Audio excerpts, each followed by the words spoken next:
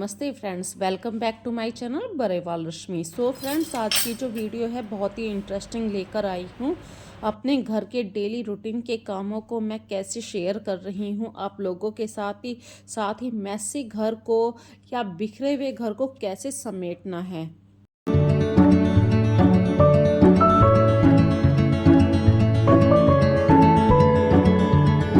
So friends, मैं जल्दी उठ के अपने घर को समेटने की तैयारी कर रही हूँ क्योंकि बच्चों का स्कूल भी रहता है और नवरात्रों का टाइम चल रहा है। सुबह 6 से 7 बजे के बीच में पूजा भी करनी होती है और 7 से 7 बजे तक खाना भी बनाना होता है। ऐसी बहुत सारी रेस्पॉन्सिबिलिटी हमारे कंधों पर होती है।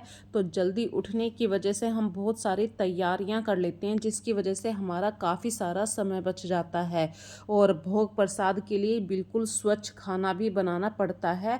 तो आज की वीडियो में मैं आप लोगों के साथ शेयर करूंगी क्या मैंने बनाया है माता रानी के लिए।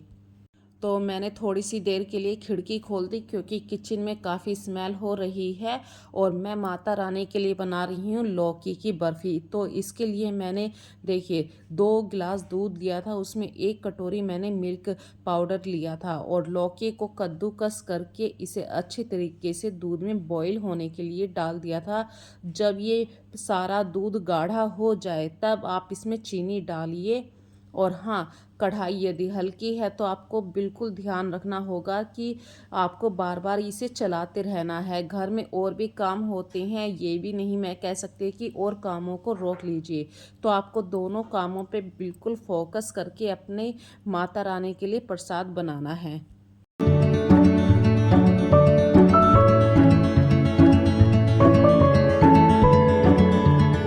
और बातों बातों में देखिए हमारी लौकी की बर्फ़ी या लौकी की लोज तैयार हो चुकी है। जब आप गैस को बंद कर दें तो इसे चलाना मत छोड़िए क्योंकि जो कढ़ाई की गर्माहट है वो काफ़ी लंबे समय तक रहती है, अदरवाइज़ आपकी जो लौकी की लोज है वो नीचे से लग जाएगी।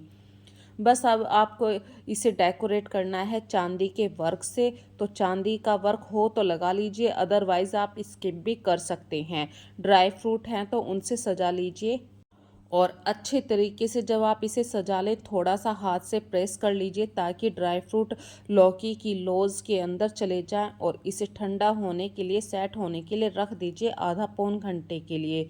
इस बीच में फ्रेंड्स मैं दूसरी गैस पे आलू उबलने के लिए रख देती हूँ क्योंकि सुबह का टाइम हो चुका है। देखिए पक्षी भी अच्छी तरीके से चहचहा रहे हैं और ये मेरे घर में वाइट वॉश पूरा कंप्लीट हो चुका है। बस आज मुझे अपने घर का जो साफ़ सफाई करनी थी वो करनी है, सामान को अरेंज करके लगाना है। तो इस बीच में मैं सबसे पहले नाश्ते पानी की तैयारी कर रही हूँ ताकि सभी मेंबर कुछ ना कुछ खाना खा के चले जाएं अपने अपने काम पे।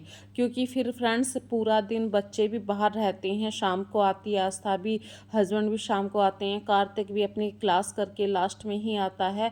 पूरा दिन बच्चे बाहर रहते हैं तो इनके लिए कुछ अच्छा सा बना के मैं दे रही हूँ, वो है आलू की कचौड़ी कह सकते हैं, टिक्की कह सकते हैं। तो मैंने इसमें जो कुट्टू का आटा है वो बहुत कम लिया है, मतलब 1 बड़ा चमचा ही लिया है। बाकी आलू हैं मैश किए हुए हैं, हरी मिर्ची और काली मिर्ची है, थोड़ी सी स्वाद के अनुसार नमक है, सेंधा नमक।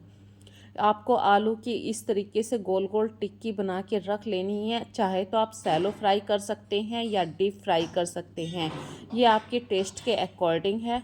तो मैंने सारी आलू की टिक्की बना के एक प्लेट में सेट करके रख ली हैं ताकि मुझे बार बार हाथ लगा के इन्हें गोल गोल ना बनाना पड़े, क्योंकि जब हम डीप फ्राई कर रहे होते हैं तो हमारे हाथों पे जो कढ़ाई की करछी होती है वो भी गंदी हो जाती है। इन छोटी छोटी सी बातों का यदि आप ध्यान रखते हैं तो आपको किचन में काम करने का मन करता है। और देखिए ये मैंने डीप फ्राई करनी शुरू कर दी हैं। इसके लिए आपको थोड़ा सा जो तेल होगा वो हाई फ्लेम पे चाहिए क्योंकि कुट्टू की जो ये कचौड़ी हम बना रहे हैं इन्हें अंदर तक पकाने के लिए हमें पहले हाई फ्लेम चाहिए, फिर हम इसको मीडियम फ्लेम कर देते हैं ताकि अंदर तक सिके। और इस तरीके से मैंने आलू की सारी कचौड़ियों को तैयार कर लिया है। आप चाहे तो इसे चाय के साथ भी सर्व कर सकते हैं, दही के साथ भी। वैसे कुट्टू की तासीर गर्म होती है, इसलिए आप दही के साथ ही खाना प्रेफर करें। और बच्चों को हमेशा दही फ़ायदा ही करती है। स्वाद के अनुसार आप इसमें थोड़ा सा काली मिर्च डाल सकते हैं ताकि बच्चों को देखने में अच्छी भी लगे। और ये देखिए मैं अंदर तक इसे तोड़ के दिखा रही हूँ, बिल्कुल अंदर तक पक चुकी है। तो आलू की टिक्की का बच्चों ने नाश्ता कर लिया और बच्चे चले गए हैं अपने अपने काम पे। और अब शुरू करती हूँ मैं अपने घर की डीप क्लीनिंग, घर को ऑर्गेनाइज़ करना, क्योंकि फ्रेंड्स मेरे घर का काम जो है वाइट वॉश का काम वो ख़त्म हो चुका है। और कल मैंने अपने घर की पूरे घर की धुलाई कर दी थी। और घर को अच्छी तरीके से सेट करना भी हमारी रिस्पॉन्सिबिलिटी है। ऐसा नहीं है कि बस हाँ बच्चे चले गए हैं हमने किचन साफ़ कर दी, कपड़े धो दिए, ये सब काम तो रहते ही हैं। प्लस घर के हर छोटे छोटे सामान को सही से ऑर्गेनाइज़ करना, उसे डेकोरेट करना, ये हमारी सबसे बड़ी जिम्मेदारी होती है। क्योंकि जब आपके घर में कोई आता है वो ये नहीं देखता है कि आपने काम ख़त्म कर लिया है या नहीं, वो ये देखता है कि सामान आपका सही से ऑर्गेनाइज है या नहीं। इसी से सामने वाला आइडिया ले जाता है कि आप कैसी गृहिणी हैं। तो यदि आपको एक अच्छी और कुशल गृहिणी बनना है तो फ्रेंड्स अपने घर के सभी कामों को अच्छी तरीके से ऑर्गेनाइज करना सीख लीजिए। यहीं से आपकी लाइफ का सबसे बड़ा टारगेट होता है। और ये देखिए ये जो एक छोटी सी रैक है फ्रेंड्स, ये नीचे वाले पोर्शन की रैक है। मैं जब वाइट वॉश का काम हो रहा था मैं इसको ऊपर ले आई थी ताकि डस्ट से मैं कुछ सामान को बचा सकूं। और अब फिर से वही सामान धीरे धीरे मुझे बेड से बाहर निकालना है, ऊपर से नीचे लेके जाना है, तब जाके मैं अपने घर को ऑर्गेनाइज़ कर पाऊँगी। और जो फालतू सामान है वो मैंने अभी एक कॉर्नर में इकट्ठा करके रख दिया है ताकि धीरे धीरे जो काम का सामान है वो रख सकूं, जो बाहर डस्टबिन में या गार्बेज में या कबाड़ सबाड़ है वो सब बाहर कर सकूं। और ये देखिए कल का पाइप भी वहीं रखा है, अभी पाइप को उठा के ऊपर लेकर जाना है। और इस बेड को भी सही से अरेंज कर देना है। इस बेड के अंदर भी बहुत सारा सामान है डेकोरेशन वाला, तो आज मैं इस बेड के अंदर का सामान भी धीरे धीरे निकालना शुरू कर रही हूँ। सबसे पहला जो काम मैं कर रही हूँ यहाँ पे बेड को अरेंज करने के लिए कर रही हूँ।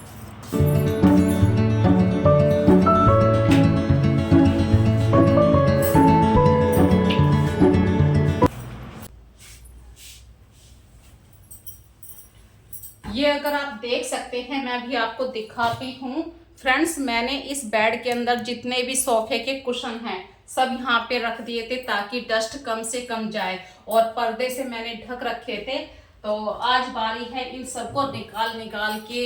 अभी एक दो दिन में तो मैं नहीं धोने वाली हूँ फ्रेंड्स, क्योंकि अपने आप का भी ध्यान रखना होता है, बच्चों के पढ़ाई भी डिस्टर्ब होती है। इस समय जो होता है ना एग्जाम का टाइम होता है, बच्चों की पढ़ाई भी पूरी तरीके से चल रही है, फास्ट भी चल रहे हैं, मतलब ढेरों जिम्मेदारियां आपके कंधों पे होती हैं।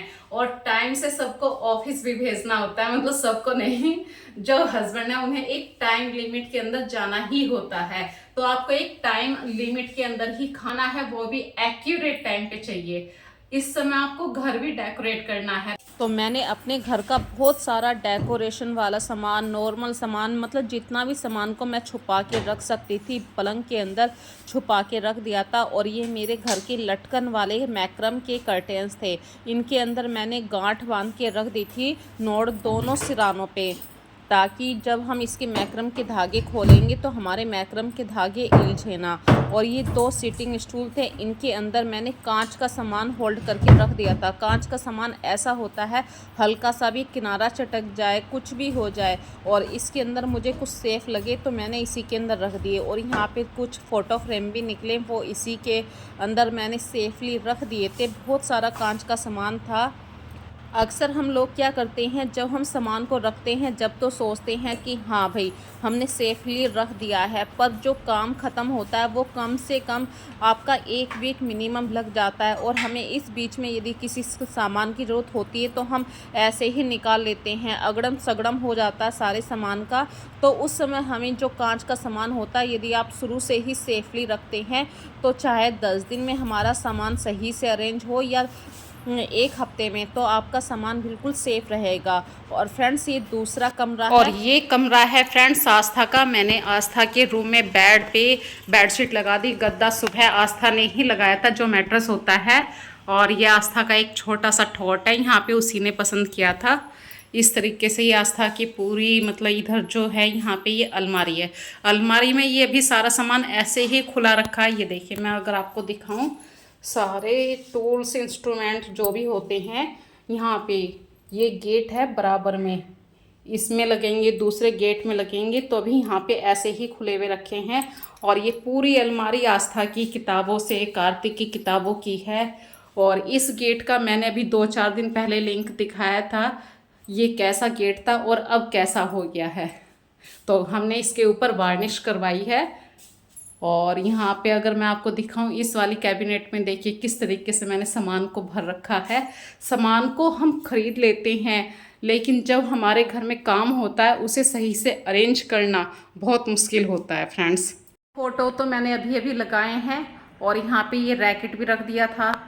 तो इस कैबिनेट को भी मुझे सही से अरेंज करना है। यहाँ पे देखिए, ये दोनों जो सेल्फ हैं, वॉल सेल्फ होती हैं, ये ऐसे ही खाली पड़ी हैं। मतलब जब घर में काम होता है बहुत चीज़ें आपको वहाँ से हटानी पड़ती हैं। धीरे धीरे चीज़ें आप सही से अरेंज कर पाएंगे। और देखिए, मनी प्लांट का 1 पत्ता 2 पत्ता सूख चुका है। काफ़ी दिन हो गए इसकी केयर नहीं करी, आज ये भी काम है। अपने घर के ज़्यादातर सामान को, जिस सामान को मैं बचा सकती थी, जो फूड रैपिंग वाली पॉलीथीन होती है, फूड रैपिंग वाली सीट होती है, उससे मैंने बहुत सारी चीज़ों को कवर कर दिया था। जैसे कि बेड के हेड सेक्शन को, इस कॉर्नर वाली टेबल को, सेंटर टेबल को, क्योंकि कहीं ना कहीं वाइट वॉश की छींटें गिरती हैं और फिर जब हम उन्हें साफ़ करते हैं, एक तो हमारा टाइम ज़्यादा जाता है और चीज़ों पे मतलब स्क्रैचेस ज़्यादा पड़ जाते हैं। और ये डस्टबिन पूरा भर चुका है, बार बार इसके अंदर मैं कुछ ना कुछ डाल रही हूँ। और अब तैयारी करते हैं हम इस कर्टेन होल्डर को साफ़ करने की। जो कर्टेन्स मुझे यहाँ पे लगाने हैं, जो कर्टेन्स मैंने अभी आप लोगों को दिखाए थे, मैक्रम वाले कर्टेन्स, वो मैं इनको सबसे पहले लगाऊंगी, क्योंकि सबसे ज़्यादा टाइम इन्हीं को लगने वाला है लगाने में। एक तो मैंने कर्टेन्स को, कर्टेन होल्डर जो होती है, रोड होती है, वो मैंने आउट कर दी थी। और फिर इनको सुलझाना भी है। कुछ चीज़ें हमारे घर में ऐसी होती हैं जो सुंदर तो लगती हैं, लेकिन यदि हल्की सी हम लापरवाही कर देते हैं तो वो हमारा बहुत ज़्यादा समय ले लेती हैं। तो शुरू में जब पहली बार मैंने इन कर्टेन होल्डर्स को साफ़ किया था या कर्टेन्स को साफ़ किया था, बहुत ज़्यादा दिक्कत आई थी। भाई रोड सही से फिट नहीं हो पा रही थी, कर्टेन सारे इलझ गए थे। फिर दूसरी बार मैंने अपनी गलती से ये चीज़ सीख ली थी कि नहीं, जब भी मुझे ये कर्टेन रोड उतारनी है, साफ़ करनी है, बिल्कुल चीज़ों को सही से लेके चलना है। और कर्टेन्स को जैसे ही मैं उतारती हूँ तुरंत ही उनमें गांठ होती है, नोड़ होती है, वो लगा देती हूँ ताकि मेरे कर्टेन्स ज़्यादा इलझे ना। और फ्रेंड्स, जब आप घर में अकेले होते हैं तो घर की जो क्लीनिंग होती है वो तो एक बड़ा टास्क होता ही है, आपको अपने आप को भी संभाल के रखना होता है। और देखिए, लाइट चली गई है पीछे, ऐसे में तो और भी ज़्यादा ध्यान से काम करना पड़ता है। एक तो अंधेरा हो जाता है, भाई हमारे घर पूरी तरीके से पैक होते हैं चारों तरफ से, सिर्फ एक लाइट ही आती है, उसी की वजह से हमें दिखाई दे पाता है। और ये तो खैर बाहर का हल्का सा एरिया ऐसा है कि बाहर एक विंडो खुली हुई है और खैर लाइट आ गई है।